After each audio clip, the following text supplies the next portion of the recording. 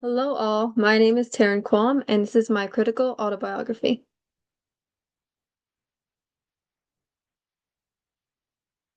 The first aspect I want to share about myself is my background. These are some details I find relevant. I'm a high school dance teacher, a middle school cheer coach, and the president of West Valley College Cheer. I am also the eldest of three kids, and I come from a middle-income household. All these details translate into privilege. I'm very lucky to have these things in my life. The first thing I would like to talk about is my coaching positions. I know many very talented athletes and performers, many of which are better than me, but aren't able to obtain coaching positions or obtain them as easily simply because of connections. I'm also very lucky to have my parents' financial support because they provide financial security and stable housing for myself. This gives me more time and opportunity to achieve better grades, and it also allows me to be able to coach so many teams and do it well. One aspect this translates into in society would be hardship for low-income households.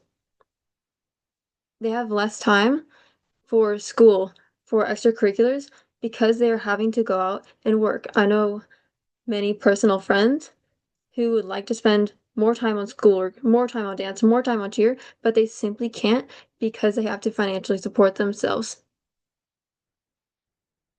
Another aspect is job position and availability. I was able to get my coaching positions because of certain connections or opportunities that just fell into my life. That doesn't happen to many people. It's somewhat unfair that we rely on these personal or familial connections, but sadly, that's just the way it works in some of these fields. The second aspect I'd like to talk about is coaching. My freshman year of college, I coached the Branham dance team as the assistant coach, TA for Branham Dance Selective, and the assistant cheer coach for Dartmouth Middle School. My sophomore year in college, or now, I am still the dance selective assistant. I am now a Branham aerial coach, and I'm still the Dartmouth assistant cheer coach and choreographer.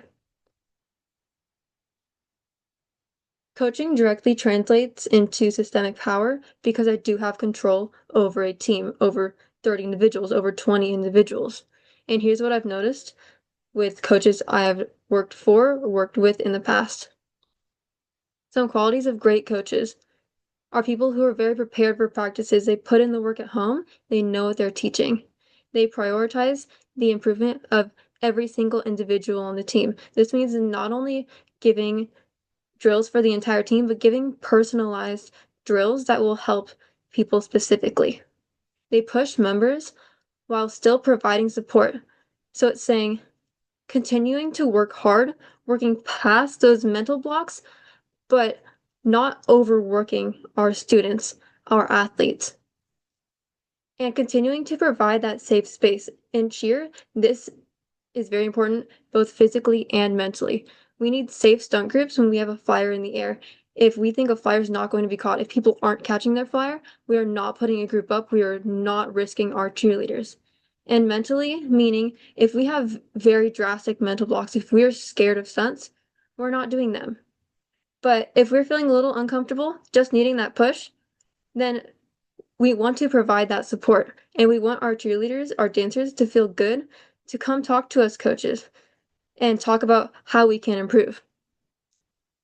Traits of subpar coaches would be the exact opposite. Very unprepared for practices, unsupportive, and oftentimes just giving up on individuals. They either don't push the team hard enough or they completely overwork the team. And all of these details provides an unsafe space and oftentimes leads to more injuries. In society, I see this in social leaders.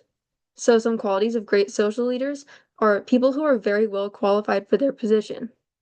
They are truly a public servant. They are working for what's best for all people. They're supporting everyone and pushing all individuals to exceed. They are also offering programs for people who may need more assistance, and this oftentimes translates into minority groups. Subpar social leaders are oftentimes unqualified for their position. They are doing this out of personal benefit, sometimes using their position for the money, for the respect, rather than for the greater good of society. They support their specific interest groups instead of trying to find solutions that support the most people possible, and oftentimes disregard groups, especially minority groups.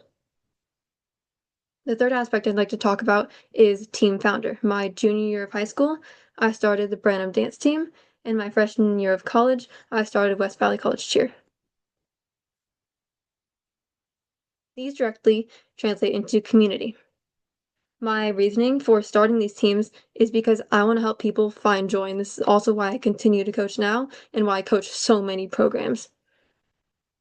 When I first went into high school, I was part of the Branham Dance Collective, and it completely re-sparked my joy for not only dance, but for school for life altogether. And that's what has sparked my mission in starting these teams. These teams also create communities for students and helps develop lifelong friendships. They help people succeed, and I do that specifically through training my dancers, training my cheerleaders, because I want them to improve. I want them to hit their personal goals and hopefully move on to future programs, future teams. In society, we often see this in our local clubs, our local teams, programs. They help individuals find their joy and purpose in life, and they often lead to more success. One aspect I really like about West Valley is that they offer so many different clubs, so many different programs. Some of these would be Puente, Umoja, Mesa. They do a very good job at providing an environment for people with similar backgrounds, maybe people who go through the same struggles or even the same types of oppression. And this is a very good support system for these people and oftentimes forms friendships. The fourth aspect I'd like to talk about is team dedication. I spend many, many hours in practice, but I know I spend more hours outside of practice putting in the work to truly be a good coach, a good team leader. This means I also deal with most team conflicts and miscommunication, both between teams and people we need in support of teams for things to happen. But between all this, I do have a very overwhelming schedule because I have a lot to get done. All of this adds up to resilience. But the biggest thing I also have to remember with resilience is to care for my mental health because this resilience can oftentimes lead to sickness. For example, I've been coaching and working nonstop for the past 2 weeks. I woke up sick this morning. But even though I go through these moments, I may go through a hard day. What's really helped me for my resilience is a support system.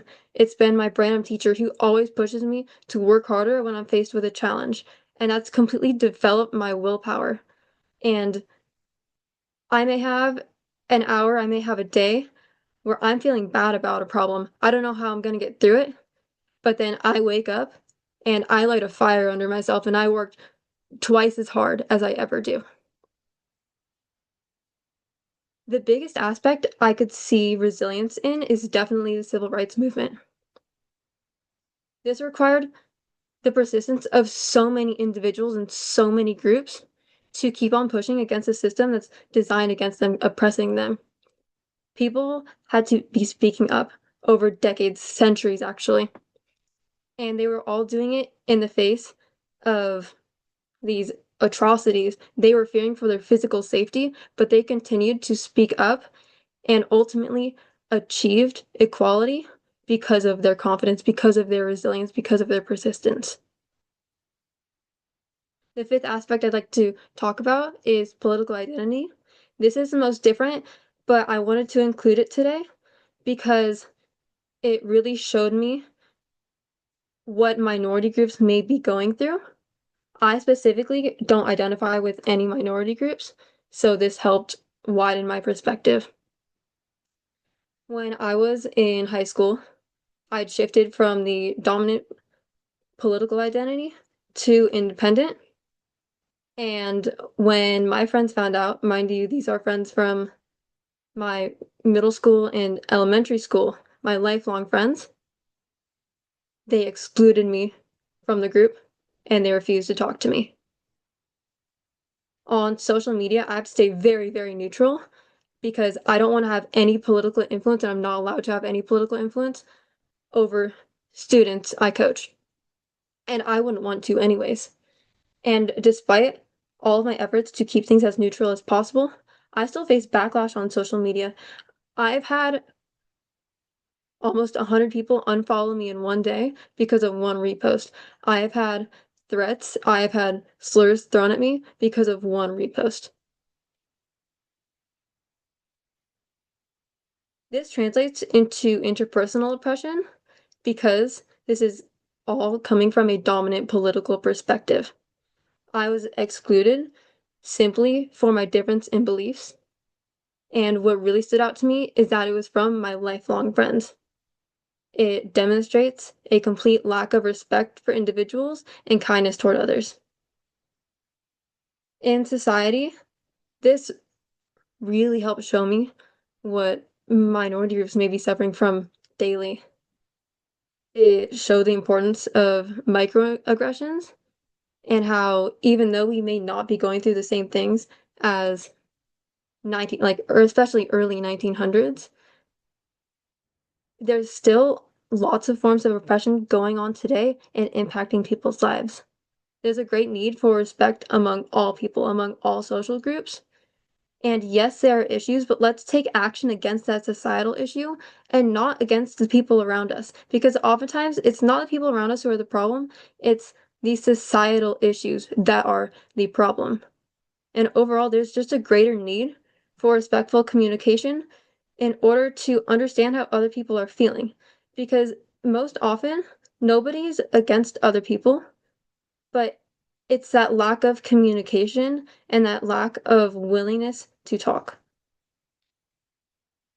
For my creative piece, I'd like to show my Coach Taryn wall and timelines is actually behind me right now, and this project pushed me to finish it. Here's what it looks like. This string from top to bottom shows the timeline of all these events. These cards are all from my middle schoolers this past cheer camp, and it was one of the sweetest things I've ever received because it wasn't pre-planned.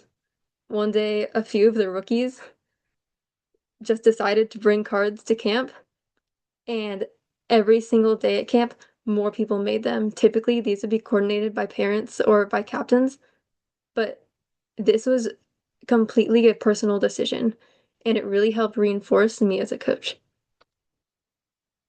Starting from the left, this was my high school graduation picture. My grad cap actually had a symbol of Branham High School on top because I knew I was going to be coaching and working there. In the middle, this isn't related to the timeline, but this is a card from my birthday where I actually performed in the Branham dance show that I was teaching at the time, and this is a card from all of my students. On the right is one of my first pictures as a coach at Branham. It's with two of my dancers, one of which was also on the dance team and is now my best friend.